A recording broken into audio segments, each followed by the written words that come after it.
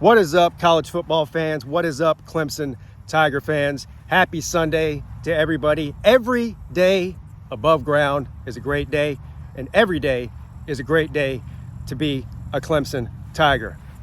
Wow, what a day of football yesterday, huh? All around the country, man. Just a mind-blowing day of football. This is the reason we all love this sport of college football. What a day, or night, I should say, in Death Valley and Clemson, South Carolina. Now look, before I even get into the game, I got to address some of you. A lot of you have been running around for the past week telling me that Clemson's going to lose to App State. And if you don't believe me, just go look at the comments section. There's 500 comments, literally. A good number of those comments are people telling me that Clemson's offense is trash, Cade Klubnik's no good, they'll never get it together, they need to move on from Dabo Swinney. I mean, just go down the list of things that they were saying. Look, I was very critical of Clemson's offense after the Georgia game, and rightfully so. But a lot of you just ready to throw in the towel totally and completely on this team and on this offense. So when they play bad like they played against a great team like Georgia, it's okay to trash them. When they play great like they did last night against App State, you got to give them their credit. And I'm here to give them their credit, and you're here to eat your crow on it too. Look, this wasn't just a great performance by the Clemson offense last night. This was a record-setting performance. Every team in college football for the past 150 years has been playing these lower classification, Group of Five, FCS, whatever, lower classification teams, or multiple, every single year. Whatever team you're a fan of, if you're not a Clemson fan, the chances that any of your teams have ever scored 56 points and a half against any of those teams is zero. So your team has never done, most likely your team has never done what Cade Klubnik and this Clemson offense did last night. App State should not be beating Clemson. But App State's a pretty good Group of Five team. A very good program. As a matter of fact, a lot of people think that App State should probably make the jump up eventually to the Power Four. And maybe they will eventually. I don't know.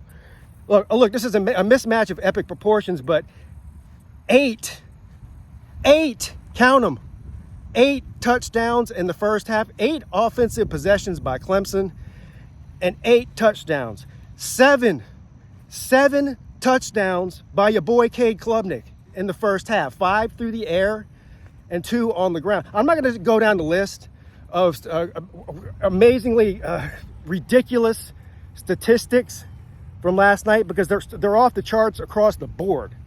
Klubnik finished with 7 touchdowns, and he barely even played in the second half. 24 of 26, I think, for close to 400 yards through the air. I mean, that's just insane. Bad quarterbacks, no matter if you're playing the Citadel or Furman or anybody, bad quarterbacks and bad offenses don't put up those type of numbers. So this is exactly what people like me, fans like me, of Clemson have been looking for the past 3 years. This is what we've been looking for. Now, am I going to go overboard and say, okay, well, Clemson's finally turned the corner offensively. Now they're a juggernaut. Now they're going to win the national championship. No, I'm not doing any of that. But this is a step in the right direction. This is proof that they can do it. And also, and maybe even more importantly, we saw the offense play as a team for the first time in 3 years. And we saw the coming out party of who I think are going to be 2 great receivers. Well, I know Clemson fans like myself have been singing the praises of the potential of these 2 young receivers, Wesco and Moore. We saw the coming out party of them last night. Where were they against Georgia? On the sideline. Now, you can blame Dabo Swinney for that. You can blame Garrett Riley for that, not putting them against Georgia. Would it have made a difference in the game? Probably not. But it might have been a better showing on the offense. The 2 true freshmen are probably the 2 best receivers on the team. Now, no disrespect to Antonio Williams or Tyler Brown or any of those other guys, But this is the speed and the ability to catch the deep ball and get open and get separation that we've been missing for the past few years. So it looks like the offense has finally found their groove. Again, I'm not going out on a limb and saying they're winning a national championship or anything. But this is this is a step in the right direction. And we'll see how it plays out. Can they replicate anything close to what we saw last night going into ACC play? I think that we can. And again, you look all around the country.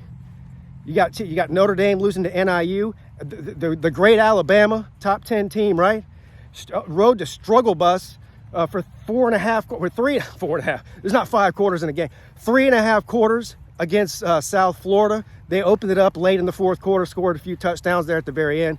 So a lot of teams around the country who you are calling playoff teams, and I'm calling playoff caliber teams, would not have done to App State last night what Clemson did to App State. So again, the very first State of the Fan address I did before the Georgia game, I said the state of the Clemson fan is cautiously optimistic. And that's exactly what it was, cautiously optimistic. Now I can say I'm at least optimistic. I'm not cautious about it anymore, but the difference between the Clemson team over the past few years and what we need to see is consistency. Those national championship caliber teams under Dabo Swinney, and actually even before that, you go back to Taj Boyd years, the early 2010s, what do they all have in common? Even though the roster changed over every 2 or 3 years. Consistency. That's what it was. So now we've seen what they can do. Now it's time to replicate that. Consistent offensive play. Open up the playbook now. We know you got the guys to do it. We know that Cade Klubnik can make the throws. Again, they're going to see a lot better defenses than App State coming up here in the next 10 weeks and hopefully beyond that. So they've got to be consistent. But at least now we know that they can do it, and hopefully they can get more of these receivers involved in the passing game going forward. And I think that it would be silly. It's starting to rain now. It would be silly if Bryant Wesco is not a starter in every game from here on out. I mean, the guy's virtually unguardable. All right.